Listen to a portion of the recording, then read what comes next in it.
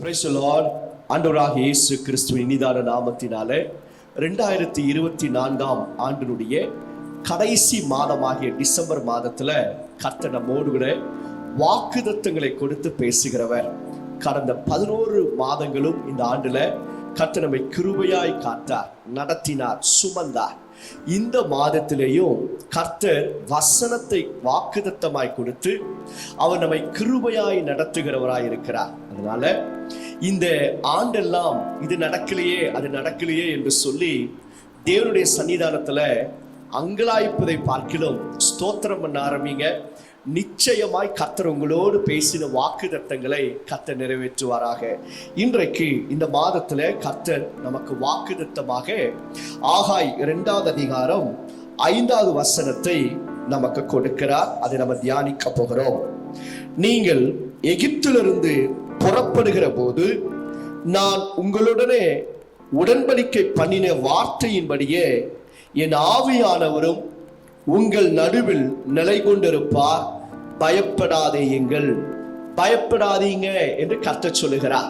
ஏன் அப்படின்னா கர்த்தருடைய ஆவியானவர் உங்கள் நடுவில், நம்முடைய நடுவில் அவர் நிலை கொண்டிருப்பார், அவர் நம்மோடு இணைந்திருப்பார். ஆங்கிலத்துல சில வெர்ஷன்ல அபைட் என்று சொல்லி வார்த்தையை வாசிக்கிறோம். அவர் நிலை கொண்டிருக்கிறது மாத்திரமல்ல, நம்மோடு இணைந்திருப்பார் என்பதாக கர்த்தர் சொல்லுகிறார். யாருக்கு இந்த வாக்குத்தத்தம் கொடுக்கிறார் அப்படின்னா செருபாபேல் என்கிற ஒரு தலைவனோடு, யூதாவின் தலைவனோடு கர்த்தர் பேசுகிறார். இந்த யோசுவா என்கிற பிரதான ஆசாரியனோடு கர்த்தர் பேசுகிறார். இந்த 2 பேருமே இடிந்து போன தேவனுடைய ஆலயத்தின் வேலையை எடுத்து செய்யும்படியாக எழும்பி நிற்கிறாங்க. இவங்களுக்கு முன்பாக நிறைய தேவைகள் இருந்தன, இவங்களுக்கு முன்பாக நிறைய எதிர்ப்புகளும் இருந்தன. அப்படிப்பட்ட சமயத்துல ஆகா என்கிற தீர்க்கன் எழும்பி சொல்லுகிறார், தேவனுடைய ஆவியானவர் உங்கள் நடுவில் நிலை கொண்டிருப்பார், பயப்படாதீங்க, வேலையை நடத்துங்க என்று சொல்லுகிறார். கர்த்தருடைய பிள்ளைகளை ஆண்டவர் எப்போ இந்த அதிசயங்களை செய்கிறாரா, எகிப்து தேசத்தை விட்டு நீங்க புறப்பட்ட பண்ணினீங்கல்ல, அந்த புறப்பட்ட நாளில நடந்தது போலவே வேதத்தில் அதுதான் எழுதப்பட்டிருக்கு.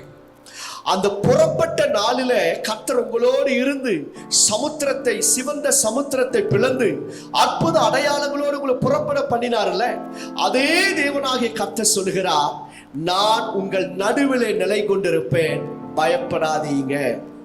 இந்த வாக்குத்தத்தம் தேவனுடைய வேலையை செய்கிற நீங்கள் யாராக இருந்தாலும் கர்த்தர் உங்களை நோக்கி சொல்லுகிறார், நான் உங்கள் நடுவிலே நிலை கொண்டிருப்பேன், fear not, பயப்படாதீங்க. இந்த வாக்குத்தத்தம் நம்முடைய இருதயத்தை தேவன் பக்கமாய் திருப்போம். நீங்க எகிப்து தேசத்தை விட்டு புறப்பட்டா போதும் அற்புதங்களும் அடையாளங்களும் நடக்கும். வேதத்துல எகிப்து தேசத்தை விட்டு புறப்பட்ட போது நிறைய காரியங்கள் நடந்தன. 3 காரியத்தை நான் உங்களுக்கு முன்பாக வைக்க போகிறேன். ஒன்று, ஆவியானவர் அவர்களோடு நிலை கொண்டிருந்தார், அவர்களோடு கூட இருந்தாராம். பாருங்க, பரிசுத்த ஆவியானவர் அவரோடு கூட இருந்த பொழுது சத்துருக்களை முறியடித்தார், அவர்கள் வேலையை கர்த்தருக்காக செய்யும்படியாக பலப்படுத்தினார். இன்றைக்கும் நீங்கள் கர்த்தருடைய வேலையை செய்வீர்களானா, எகிப்தை விட்டு புறப்பட்ட நாளிலே கர்த்தர் செய்தது போலவே உங்களோடு கர்த்தர் இருப்பார். 2வது மீகா 7:15 வாசிக்கிறோம், எகிப்து தேசத்தை விட்டு புறப்பட்ட நாளில நீங்கள் நடந்தது போலவே உங்களை அதிசயங்களை காண பண்ணுவேன். எகிப்து தேசத்தை விட்டு நீங்க புறப்பட்டா போதும் ஆவியானவர் உங்களோடு இருக்கிறத நீங்க பார்க்க முடியும். எத்தனை சத்துருக்கள் வந்தாலும் கர்த்தர் உன்னோடு இருப்பார். அதுதான் வாக்குத்தத்தம். அடுத்தது, எகிப்து தேசத்தை விட்டு நீங்க புறப்படும் பொழுது, கர்த்தருக்கு பிரியமில்லாத காரியத்தை விட்டு நீங்க புறப்படும் பொழுது, கர்த்தர் விடு என்று சொல்லுகிற காரியத்தை விடும் பொழுது நீங்கள் அதிசயங்களை காண பண்ணுவார். அடுத்தது, யோசுவாவில் நம்ம வாசிக்கிறோம் 2வது அதிகாரத்துல 10-11 வசனத்துல ஒரு ராகாப் என்கிற ஸ்திரீ எழும்பி சொல்லுகிறார், நான் உங்கள் தெய்வத்தை அறிந்திருக்கிறேன், அவர் உங்களை எகிப்து தேசத்தில் புறப்பட்ட நாளில நீங்க புறப்பட பண்ணின போது சிவந்த சமுத்திரத்தை பிளந்தார்ல, அந்த தெய்வத்தை நான் அறிந்திருக்கிறேன் என்று சொல்லுகிறார்.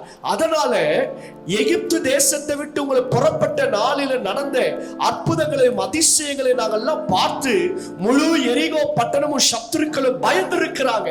கர்த்தருடைய பிள்ளைகளை மூன்றாவது கர்த்தர் சொல்லுகிறார், நீங்க கர்த்தருக்கு பிரியமில்லாத காரியத்தை விட்டு வெளியே வரும்போது உன் சத்ரு பயப்படுவான், சத்துருக்கள் நடுங்குவார்கள், சத்துருக்கள் உங்களுக்கு முன்பாக நிற்கவே முடியாது, தோற்கடிக்கப்பட்டு போவாங்க.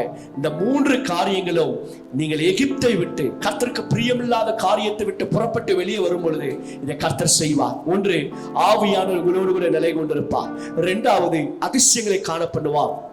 3வது, உங்கள் மூலமாக உங்க நடுவில் கர்த்தர் செய்கிற அதிசயங்களை கண்டு சாத்தான் பயந்து ஓட போகிறார்.